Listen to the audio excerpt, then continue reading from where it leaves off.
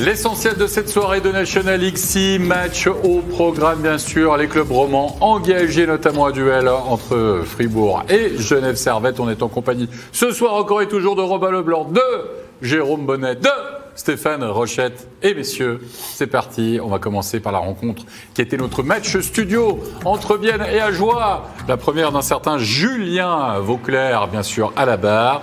Et puis, au niveau des étrangers, c'était également une première pour Misk Indrachis, qui défend les couleurs donc du HC Bienne. Asselin et Wenström, qui fait surtout son retour, lui qui n'avait plus joué depuis le mois de novembre. Sébastien Wenström avec le HC Ajoie.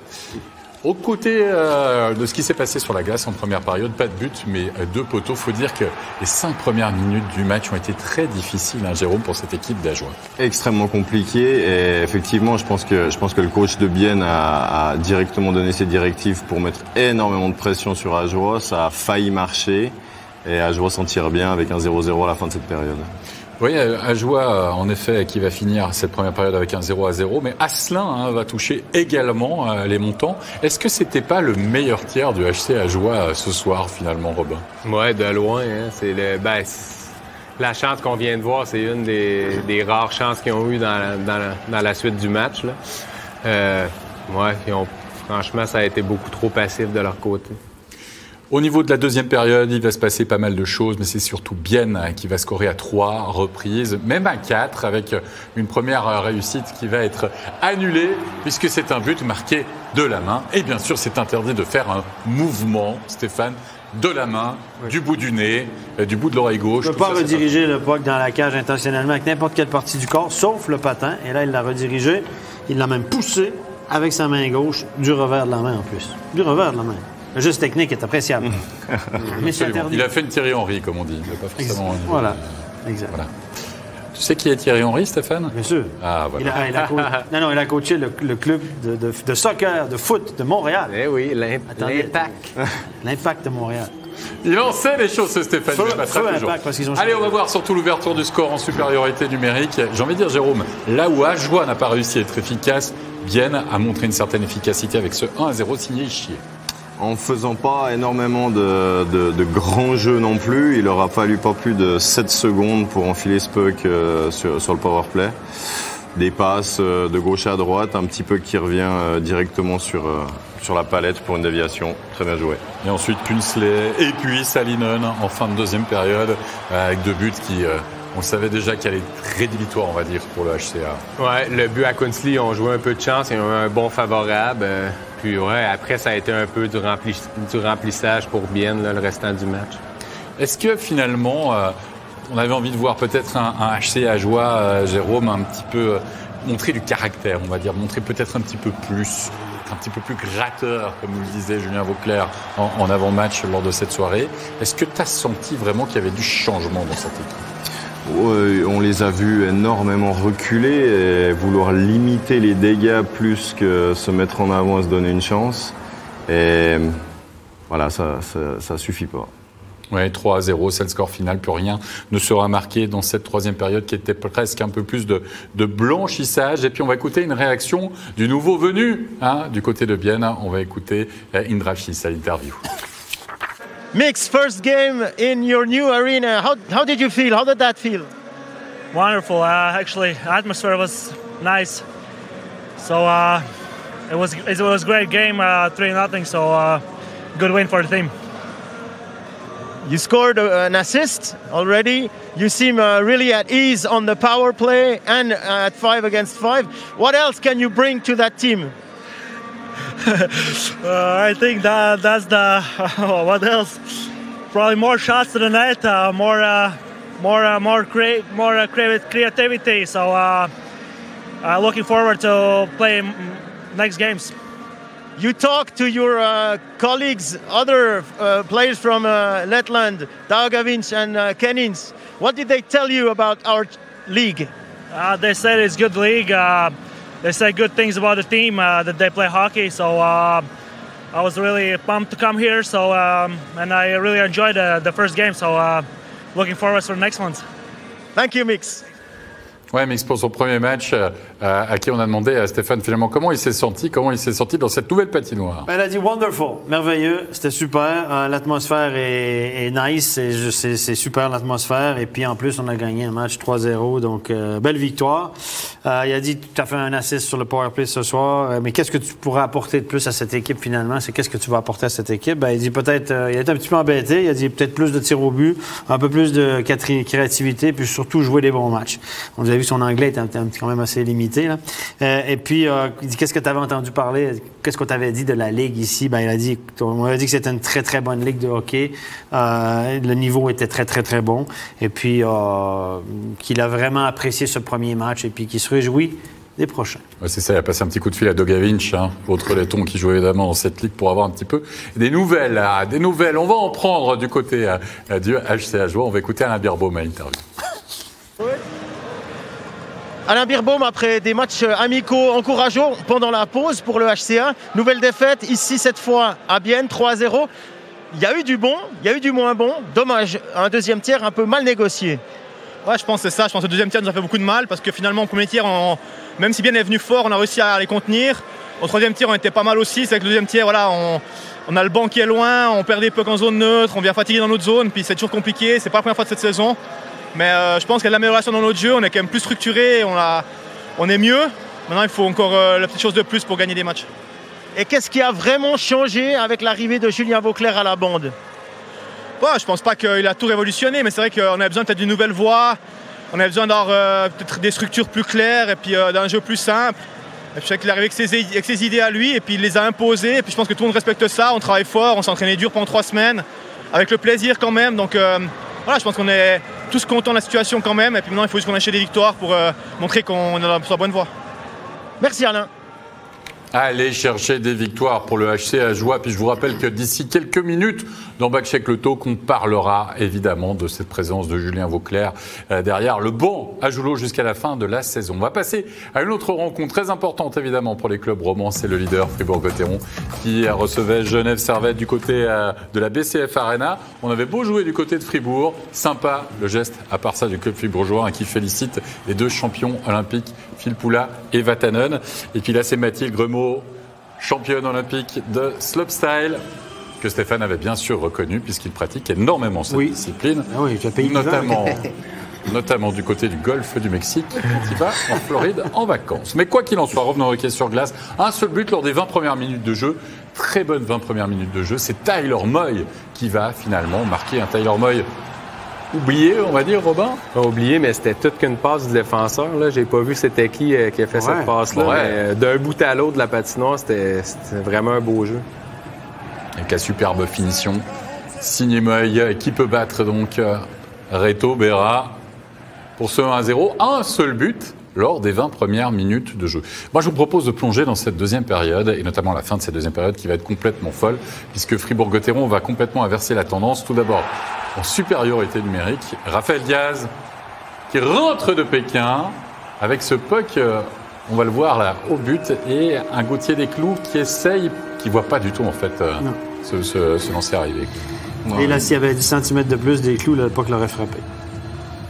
Non, mais c'est vrai, c'est un grand gardien. C'est l'avantage d'un grand gardien quand il ne voit pas le puck, il couvre beaucoup plus de volume. Là, Desclous est un relativement petit gardien.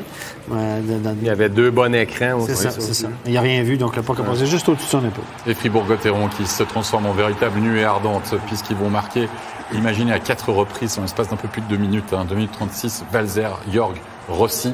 On retrouve une efficacité de ce duo, Jorg-Valzer, qui a été étincelant, Jérôme, durant cette saison. De ce trio même, qui, une fois que eux marchent, en général, l'équipe a absolument aucun souci à gagner ses matchs.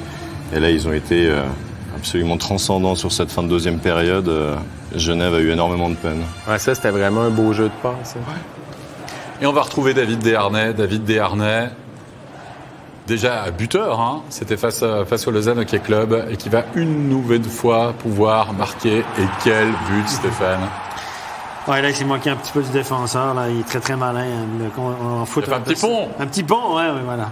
Un petit pont, il a passé le puck entre les jambes. On appelle ça une tasse de café, 2 laits, 2 sucres au Canada. Hop, tac. Mais il joue vraiment du bon hockey, David Desharnais, ces temps-là. Franchement, il joue bien. Il produit offensivement, il marque des buts. fait des belles passes, il fait un peu tout. Ça, c'est typiquement un jeu d'un joueur qui est complètement en confiance. Et d'ailleurs, c'est clairement pas le seul dans cette équipe. Et on va retrouver ce fameux bloc là avec Valzer, avec Georg, cette fois-ci à la passe, et c'est Rossi. Et là, une grosse erreur défensive de la part de Genève, finalement, qui donne ce 4e but, messieurs, Rossi. C'est Montréal qui a raté sa passe à la sortie de la zone. Évidemment, revirement, passe levée de Valzer. Directement Rossi qui passe le puck au-dessus de l'épaule, encore une fois, de Gauthier Desclous. C'est Desclous qui aurait pu le challenger un petit peu plus, à mon avis, mais le tir est parfait. C'est la force de Fribourg, hein. Ils profitent des erreurs des autres. Quand on fait des erreurs comme ça contre Fribourg, souvent, ça se fait cash comme ça. Après 2 périodes, c'était 28-11 les tirs au but en faveur de Fribourg. Domination. 11 tirs au but seulement à Genève lors des 2 premières périodes. En 3e période, ça s'est inversé. Genève a tiré plus au but.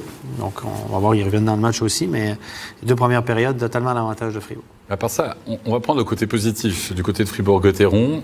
On a l'impression qu'il réussit. C'était déjà le cas face à Lausanne.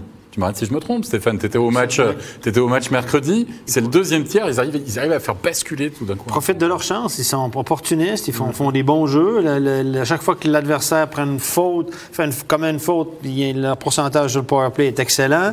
On joue bien. On fait les bonnes choses au bon moment. Donc, c'est une affaire qui roule. Franchement, c'est taille patron, il faut le dire. Honnêtement, ils sont vraiment impressionnants. Ils ont ce calme à chaque fois sur le dernier geste, où ils la mettent où il faut. Confiance. Et puis on va prendre le côté négatif. Un tel block-out de Genève, c'est plus arrivé depuis... Ça vous fait penser la terrible défaite à domicile face à Ambry Piotta, mais ça faisait longtemps que Genève, en l'espace d'aussi peu de temps, n'avait pas encaissé finalement autant de goals. 4 buts encaissés dans cette période-là. On va plonger dans le 3e tiers, parce que le 3e tiers, là aussi, il y a eu des émotions. C'est passé par tous les côtés. Et finalement, on a le sentiment que les dieux du hockey ne savaient pas exactement où ils allaient donner la victoire, avec une grosse possibilité, on le voit pour Fribourg-Gotteron, et surtout une bagarre. Morer et Souter. Puis là, j'aimerais entendre les 2 anciens, enfin, 3 anciens joueurs, mais 2 anciens joueurs, parce que c'est Souter qui va largement prendre l'avantage dans cette bagarre. On a le sentiment qu'il y en a un qui veut se battre et pas l'autre. Jérôme. Écoute, pour moi, le premier instigateur là-dessus reste Morer quand même, avec un coup de poing avec le gant, et ensuite il attrape le col de Dave. Voilà. Et je pense qu'après coup, il a dû se dire, mince, c'est peut-être pas le meilleur joueur auquel il faut faire ça. Et il a refusé le combat, à mon avis, à tort. Non, Dave, il a fait un super job là-dessus. Hein. Je veux dire, c'est ce qui manquait à Fribourg dans le passé. Là, il y a tout qui l'a réussi offensivement. Ils ont des joueurs aussi comme Souter, comme Rossi, qui amènent une autre dimension à leur jeu. Ils ont une 3e ligne qui fonctionne. Moi, j'espère vraiment que c'est Lorena à Fribourg, parce qu'on regarde leur match, puis personne n'y croit, hein? Moi personne n'y croit, mais il faut quand même les considérer parmi les favoris.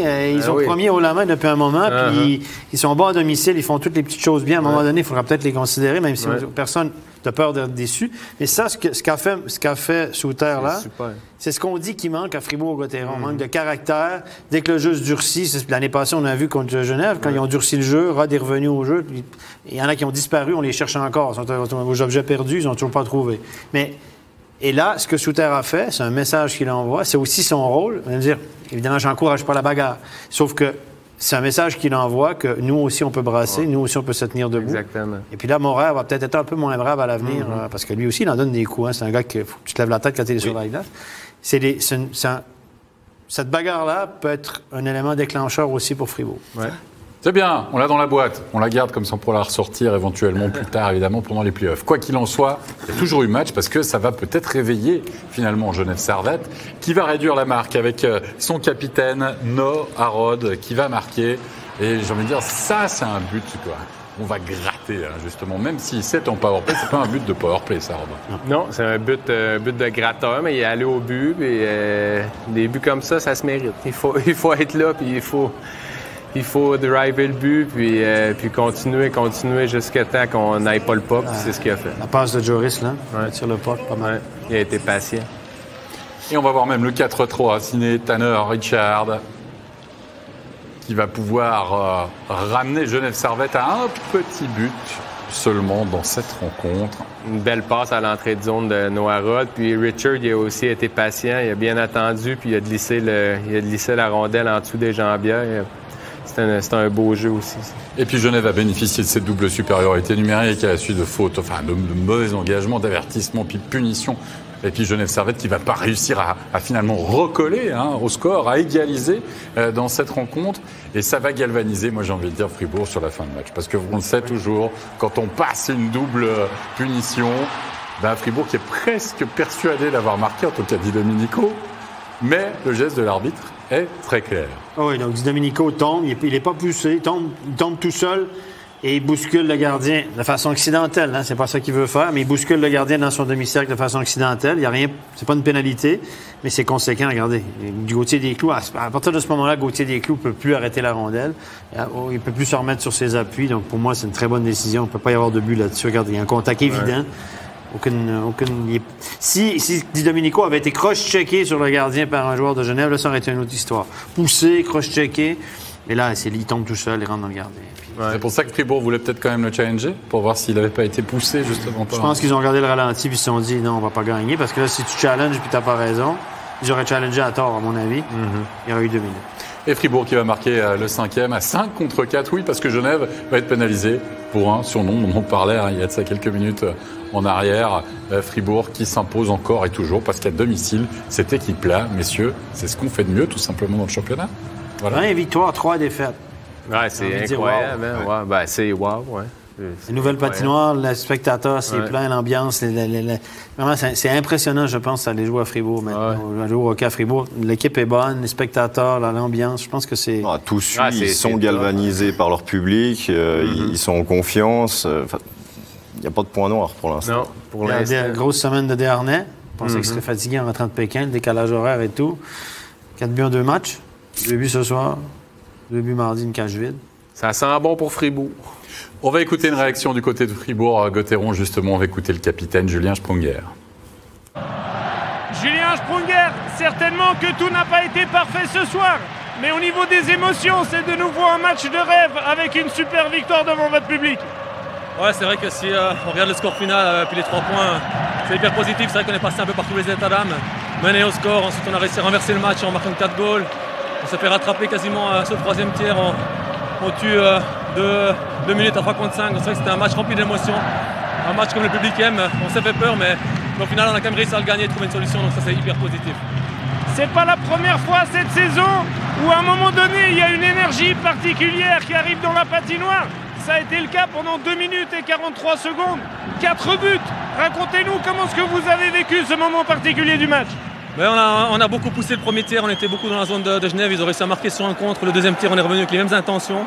On a continué à pousser, on savait que ça allait rentrer. On savait qu'en continuant comme ça allait tourner. Et puis on a fait ça à tourner. Puis ensuite, on utilise un peu l'énergie qu'on a ici à Fribourg, c'était assez extraordinaire. Donc on a continué notre jeu. Par la suite, Genève sont revenus, on a une faute un peu de marquage, un peu qui rebondit. Ils arrivent à revenir 4-3, mais au final, on a tenu et puis on a fait, je pense, une bonne prestation. Merci beaucoup. C'est l'union sacrée entre cette équipe de Fribourg-Gotteron, le public, on l'entend encore, même à l'interview. Autre son de cloche du côté de Genève Servette, il faisait son retour dans l'alignement. On va écouter Valtteri Filppula. Valtteri Filppula, that was a big game with a lot of emotions. What is your analysis of that game for your team? Yeah, it was a good game. Obviously didn't play as we wanted to in the beginning, but got to give them a lot of credit. They were really good and obviously got a good lead 4-1. Had a good chance there, got back to 4-3 and a long power play 5-on-3. So tough one to lose, but it was a good game. Congratulations for the gold medal you win with the Finland team. How important was that win for you in your huge career? I mean, it was really important. Obviously, with the national team, you can't win much bigger than that. So it was a great tournament, a lot of fun, and obviously really happy about the results. Thank you. Il y a eu 2 thématiques dans cette interview, bien sûr. La première thématique, c'était sur le match avec plein d'émotions, et puis qu'il nous livre son analyse, finalement. Oui, bon, il dit que c'était un très, très bon match de hockey pour lui. Il dit qu'ils n'ont pas disputé forcément un mauvais match, mais il dit qu'il faut donner beaucoup de crédit à Fribourg-Gotteron, qui sont très, très bons, surtout à la maison. Il dit on est revenu quand même à la fin, mais un peu trop tard. On n'a pas réussi à marquer à 5 contre 3, tout ce qu'on a déjà raconté. Et finalement, il lui a demandé quelle était l'importance pour lui de cette médaille d'or aux Jeux olympiques. Il a dit, évidemment, c'est très important dans ma carrière, c'est un point marquant. Il dit, on a eu beaucoup de plaisir à gagner cette médaille-là, tout le monde ensemble, puis je suis très fier il dit qu'il est très fier de cette réussite pour son pays. On peut pas faire mieux. Difficile. Non. Deuxième de suite, peut-être, l'année prochaine. On ne sait pas. L'année prochaine, ça ne sera pas possible. Dans 4 ans. Je pense que dans 4 ans, il ne sera plus là. Ouais. Il aura 40 ans. Tu nous as dit exactement la même chose il y a 4 ans en arrière en disant vous verrez dans 4 ans. Pas fait le poulin. Ça ne marche pas toujours. André Sambul a fait une déclaration assez spectaculaire. Hein? Il a dit si je suis encore là dans 4 ans, c'est parce qu'on a un problème. Allez messieurs, on va passer à Ambry face au Lausanne Hockey Club, 3e rencontre. Donc, on va décortiquer ce soir avec dans les rangs d'Ambry Corey Conacher pour sa première. Il portera le numéro 24 du côté des Bianco Blue. Conacher, Itanen, là aussi, bien sûr, il faisait partie de cette équipe de Finlande championne olympique. Le président Lombardi qui a failli mettre le panier garni à terre. C'est dommage parce que les bons produits du terroir, qui va peut-être déguster dans le quart de retour Tobias Stéphane qui retrouvait sa place devant le filet du Lausanne Hockey Club. Gernat va ouvrir la marque, 7e minute de jeu. Il faut dire que Lausanne va marquer 2 buts en l'espace d'une petite minute, Robin, et on a souvent décrié le powerplay de Lausanne. Ça partait plutôt bien pour les Lausanne. Oui, un super départ. Ça, c'était un beau jeu de passe, un jeu assez classique de powerplay, mais le lancer était très bien placé. C'était dur pour le gardien Ciaccio de l'arrêter, celui-là.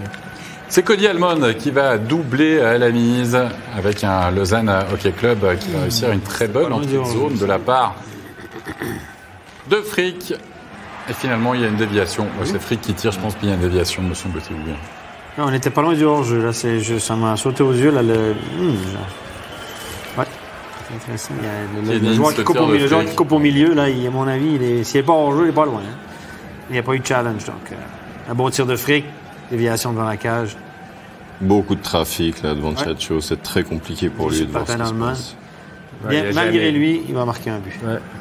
Non, mais il a la bonne place, mais si elle touche son patin, que le dévie dans la cage. Le temps mort de Luca Cereda qui veut évidemment remobiliser ses troupes. On connaît l'importance de cette rencontre. Rappelez-vous, pour Ambry qui doit absolument, face à un adversaire direct pour les pré-playoffs, engranger les 3 points. Et Fora qui montre la voie à 5 contre 4 d'un tir de la ligne bleue. Réduction du score, ça sera 2-1 du reste après 20 minutes de jeu. Ambry qui reste dans le match. Encore et toujours. Ambry qui reste dans le match, c'est de nouveau des situations dans lesquelles il faut absolument recoller au score. Et il prend sa chance, tant bien même qu'il n'y ait pas énormément de trafic sur ce coup-là. Et ben le puck est placé au bon endroit. Il y avait un écran, mais le joueur de Lausanne était loin de Stéphane. Mais c'est quand même, normalement, c'est un but comme ça en play-off. Le gardien aimerait ça revoir la lance. Oui, je pense aussi. Oui. Messieurs, on va plonger en deuxième période, si vous le voulez bien. Lausanne qui va prendre 2 longueurs d'avance et c'est un but importantissime. On joue la 26e minute de jeu et c'est Marty, lui aussi, qui va aller d'un maître-tir. Par contre, là, il y a un super screen de la part de Ria devant la cage. Là, absolument aucune chance pour le gardien d'y faire quoi que ce soit. Le tir est parfait, l'écran est au bon endroit. Ria, il fait ça régulièrement. Il est toujours devant la cage. Mercredi à Fribourg, il y a 2 buts de Lausanne où il est devant la cage. Il fait l'écran. Regardez, là, il est devant. C'est lui qui est là. Il prend position entre le défenseur et le gardien. Il n'y a pas d'obstruction contre Ambry. On l'a vu très souvent à la bagarre devant le but avec Michael Fora. C'était le match de mardi. Et il fait un excellent travail devant la cage d'Amir Ria. Pour son premier match avec Ambry Piotta, c'est Conacher qui va marquer sur un one-timer. J'ai l'impression qu'il rate un peu son tir, non, Robin? Non? Ouais, mais tu vois, hein, quand un joueur change d'équipe, il y a la magie qui se passe. Il était dû pour marquer là, mais ouais, il a un peu manqué son tir. Ça, c'est un autre que Stéphane aimerait sûrement revoir aussi. Parce qu'il lui passe sous le bras, normalement... Un tir sur réception comme ça, il peut le voir, mais ça reste compliqué.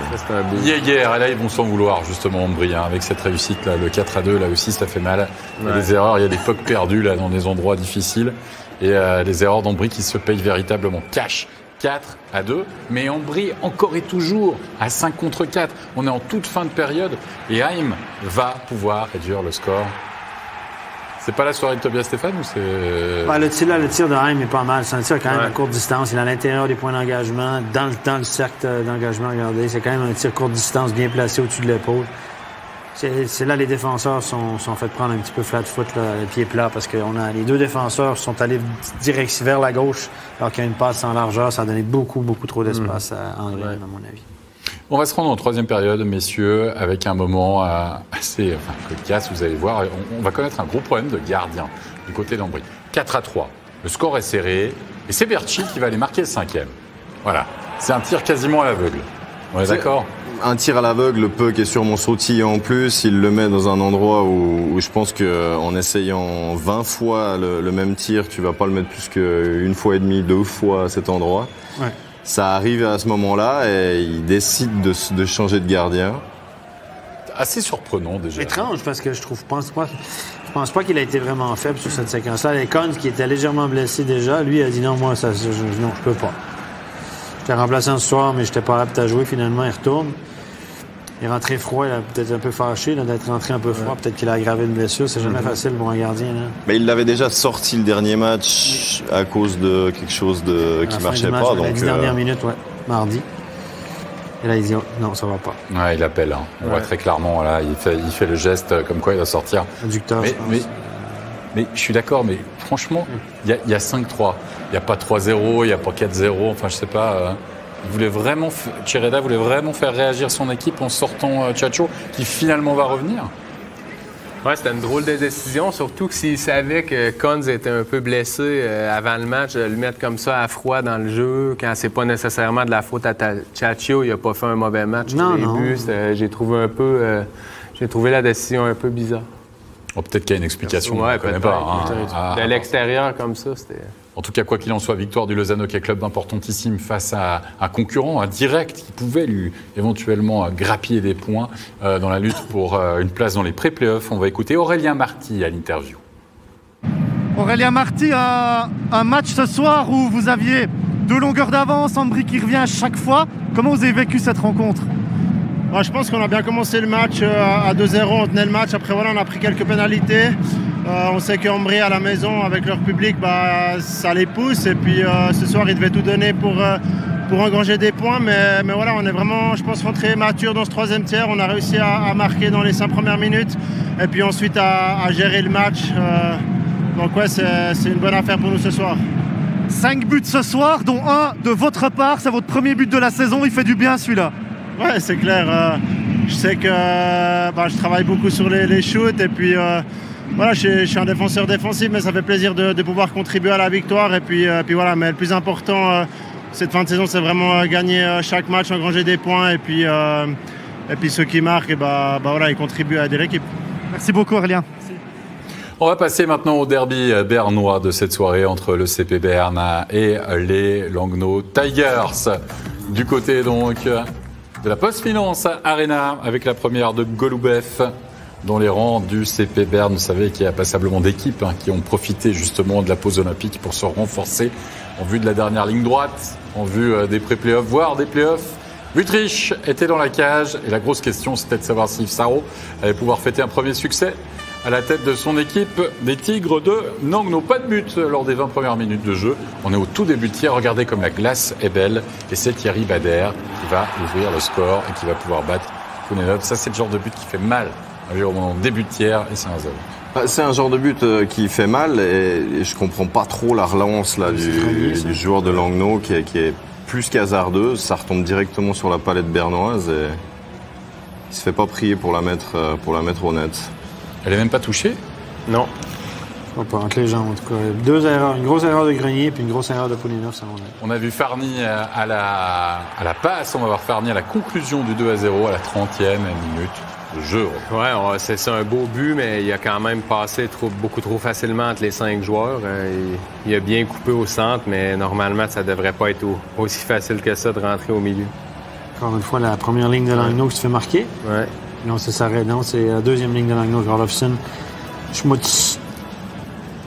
Il faut pas enlever du crédit au fait qu'il coupe comme ça au sol. C'est un beau c'est bien joué. Ouais. 20 ans seulement, il vient d'avoir 20 ans. Farny, il est en 2002, un bon joueur de hockey. Il va même faire 3 points ce soir. Réussite signée Colin, Gerber, Varon et Farny. On va voir Varon, le tir de Varon.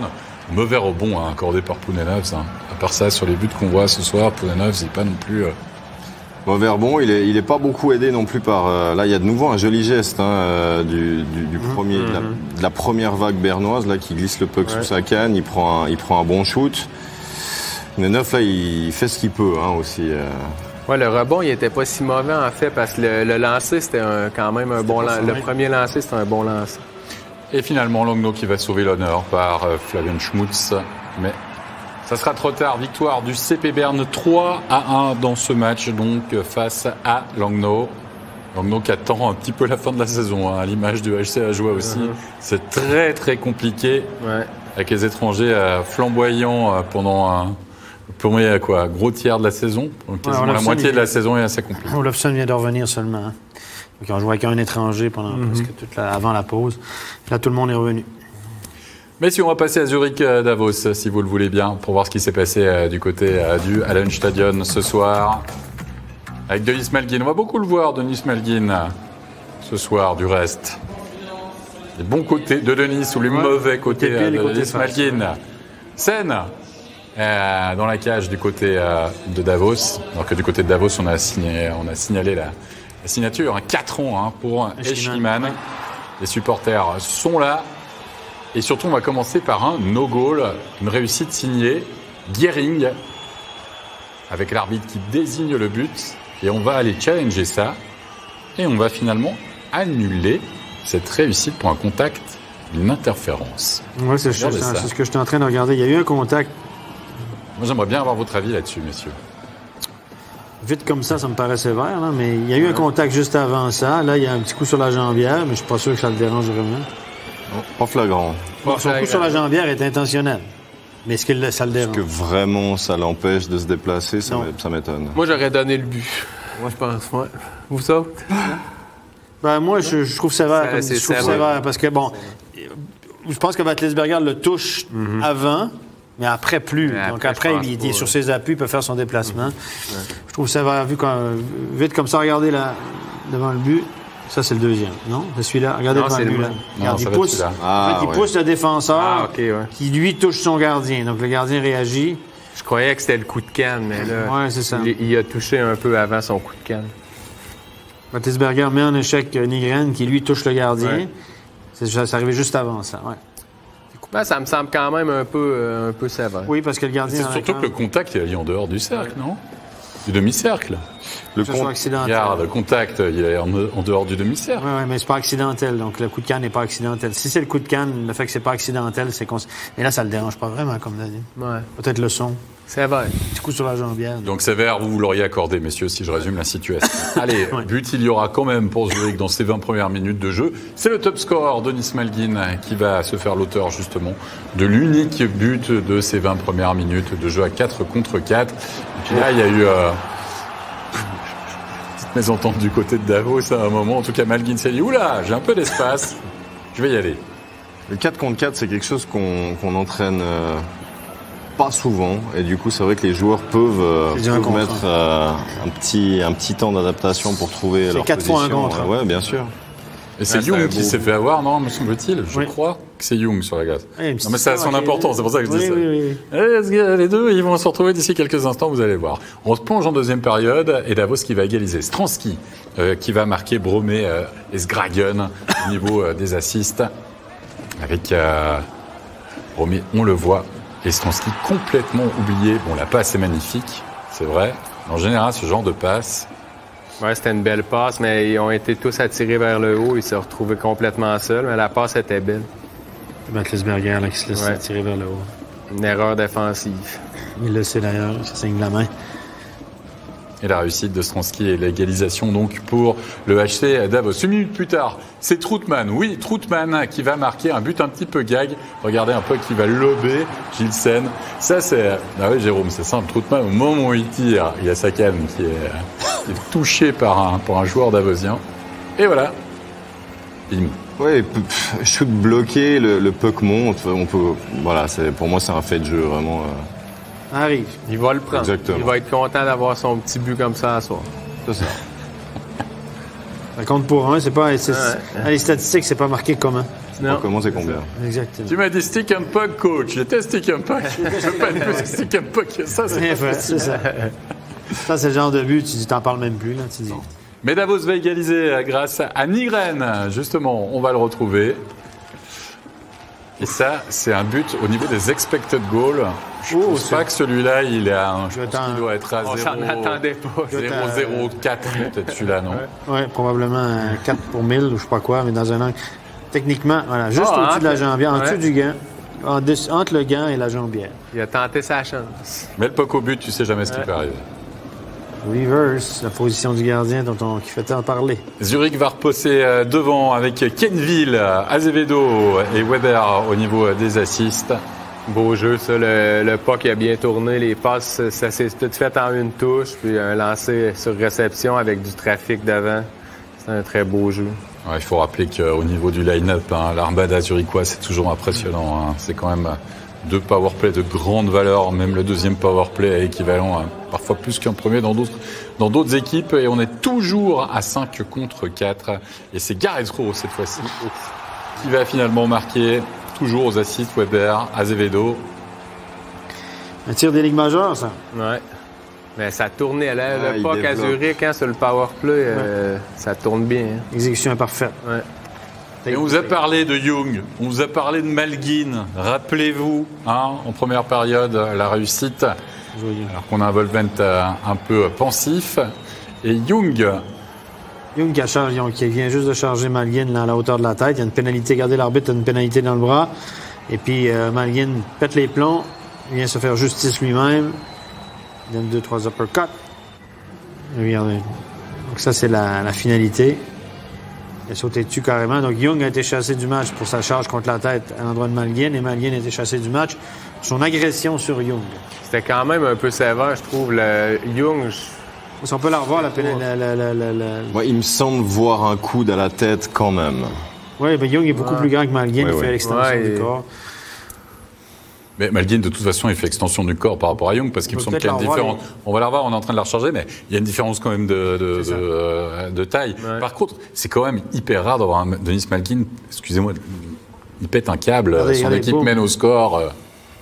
Là, on va voir. On a vu le coup de Young. L'extension quand même qui est assez haute. Il n'a pas aimé l'intention de son collègue. Regardez. Mais ce qui n'empêche que voilà, la faute allait être sifflée. Boum. Ouais. C'est contre la tête. Oui. Ouais. C'est pas un assassinat non plus. Non, c'est un peu dans le jeu. Mais bon, Malgin, quand il a paniqué parce qu'il veut. Tu vois, quand tu reçois une charge contre la tête comme ça, il s'est fait justice lui-même. Voilà, chassé du match, ça va coûter quelques milliers de francs. Peut-être ça vaut la peine. On t'a envoyé le message qu'il va se défendre lui-même s'il est agressé. Ouais. En tout cas, il l'a fait, quoi qu'il en soit. Et il y aura un 4-3 même, parce que le score n'est pas terminé dans ce match. Je vérifie au niveau de la table. Oui, c'est bien ça. Un 4-3 la réduction du score, alors qu'il reste encore 8 minutes à jouer. Un but en power play du côté du HC Davos, mais le score qui ne changera pas. Autogol, sauf erreur. Ouais, Stransky. Ouais, autogol. Ah, autogol. Enfin, un puck dévié. Autogol de Marty. Il s'appelle Christian Marty. Ah, ben ouais. Bien malheureux. Ouais. Mais Zurich qui tiendra son os et qui ne le lâchera plus. Victoire donc du Z face à Davos. J'ai presque envie de dire que ça fait les affaires d'un certain club genevois, non, me semble-t-il, qui a perdu ce soir du côté de Fribourg. On verra tout ça au niveau du classement. Lugano Zug, la dernière rencontre de la soirée. Du côté de Lugano, il y avait beaucoup d'émotions. C'était une soirée Hall of Fame du côté de Lugano avec quelques légendes. Un certain Andy Tone, notamment, qui avait fait les beaux jours du côté du HC Lugano. Beaucoup de cérémonies, vous l'avez vu sur les différentes patinoires. Thibaut Faton dans la cage du côté de Lugano et Leonardo Giannoni. Et puis à noter, vous voyez ces maillots du côté de Zug. On a dû bricoler parce qu'on a un sponsor russe et en ce moment, les sociétés de sponsoring comme ça pose plein de problèmes. Et donc on a réagi notamment du côté de Zug. Ça, c'est pour l'information, parce que vous vous demandez pourquoi il n'y a pas de publicité, notamment sur les maillots de Zug. Et Morini, qui ne se pose pas ce genre de questions, puisqu'il ouvre la marque à 5 contre 4. J'ai les reprises de volée, mais juste au moment où ça tombe sur la glace. À l'intérieur de la glace, exactement. Ce qui fait étrange avec les maillots, c'est qu'ils ont pris les bas blancs. Bas blanc, et c'est avec les deux équipes ont les bas blancs, et ça, c'est assez perturbant. Ouais, c'est le maillot d'échauffement, comme dit. Ouais, je pense et ça, c'est très perturbant pour les joueurs quand les bas sont pareils. Hein. Oui. Sender va égaliser un partout en supériorité numérique avec Ranson et Santeller au niveau des assists. Je crois qu'avec le powerplay zurichois, le powerplay de Fribourg-Cotteron aussi, je pense que c'est un des meilleurs powerplays du pays, franchement. Ben ouais. Donc on est d'accord aussi. Ouais.